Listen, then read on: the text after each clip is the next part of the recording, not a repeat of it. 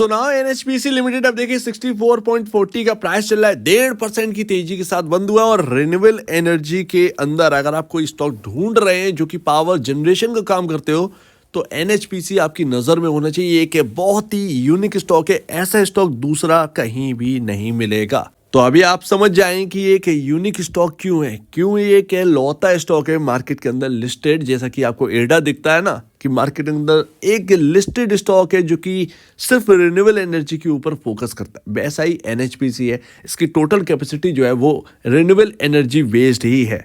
और अभी अगर आप देखेंगे तो ये 1 ईयर कैंडलस्टिक चार्ट है और यहाँ पर ना अब ऑल टाइम हाई पे चल रहा है एनएचपीसी। थोड़ा सा वहां से थोड़ा सा करेक्ट हुआ है 2-3 रुपए, बट यहाँ पर ऑल टाइम हाई पर चल रहा है।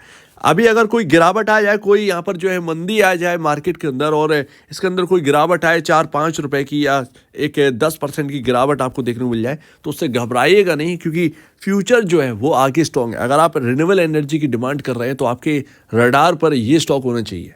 तो अभी एनएचपीसी के नाम में ही पूरा काम छुपा हुआ है, national hydro power corporation limited. ये पूरा यहाँ पर फुल फॉर्म है एनएचपीसी का।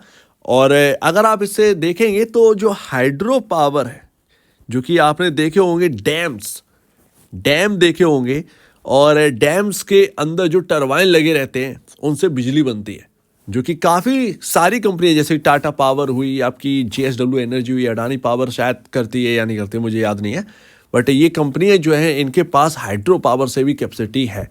और ये कंपनी एक लौती कंपनी है जो पूरा हाइड्रो पावर बेस्ड है, टोटल हाइड्रो पावर बेस्ड है ये।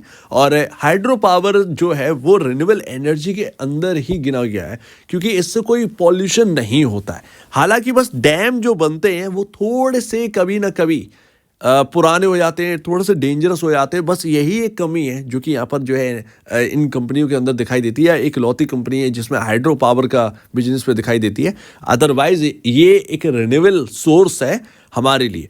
तो अभी रिन्यूएबल एनर्जी के अंदर अगर आपको देख रहे हैं तो एनएचपीसी आपके रडार पर इसीलिए होना चाहिए। अब आप काम समझ गए होंगे, पावर जनरेशन डिस्ट्रीब्यूशन का काम है। 65,051 करोड़ का मार्केट कैप है, जो कि वैलिड मार्केट कैप है इस कंपनी के लिए, सूटेबल मार्केट कैप है। ऑपरेटिंग मार्जिन हाईएस्ट है इस कंपनी का, किसी भी कंपनी के पास ऐसे मार्जिन नहीं है। और अभी आपने 65,000 करोड़ का मार्केट कैप देखा होगा तो आपको लगा होगा कि इसकी वैल्यूएशन बहुत हाई है।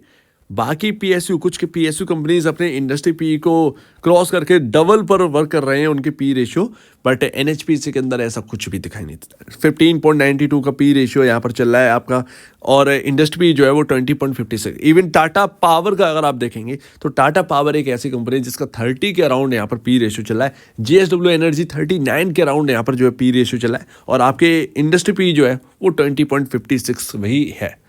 तो इतना ह्यूज अंतर है। एनएचपीसी टाटा पावर से भी सस्ता है, एनएचपीसी जेएसडब्ल्यू एनर्जी से भी सस्ता है, और इसकी जो वैल्यूएशन है वो बिल्कुल जस्टिफाई करते हैं। तो अभी आपके सामने क्वार्टरली नंबर्स हैं, मैं बहुत ज़्यादा कुछ नहीं कहूँगा यहाँ पर। क्वार्टरली नंबर्स है यहाँ पर सितंबर के देखेंगे तो 2931 करोड़ की यहाँ पर नेट सेल्स है। आपकी ऑपरेटिंग प्रॉफिट देखिए 1757, और ऑपरेटिंग प्रॉफिट मार्जिन यहाँ पर अगर आप देखेंगे 60% का है। 60% आपका जो मार्जिन है वो बहुत ही यूनिक है, इसीलिए इस कंपनी को यूनिक बोल रहा हूँ।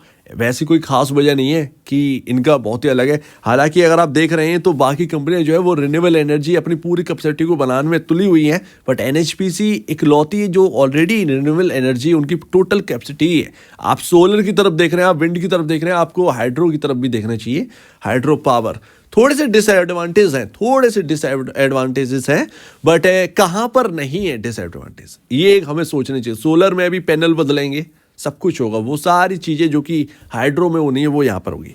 तो अभी ना हाईएस्ट मार्जिन है 60%, किसी कंपनी के पास नहीं है इतने। और एनएचपीसी के अंदर अगर आप नंबर ऑफ शेयर होल्डर देखेंगे तो 9,57,000 ये रिटेल निवेशक हैं, और बाकी एफआईएस जोड़ जाड़ कर ये सारे के सारे total number of share holders 9,57,445 ये आपके शेयर होल्डर्स। तो बहुत बड़ी संख्या है जो कि यहाँ पर आपको नोट करनी चाहिए।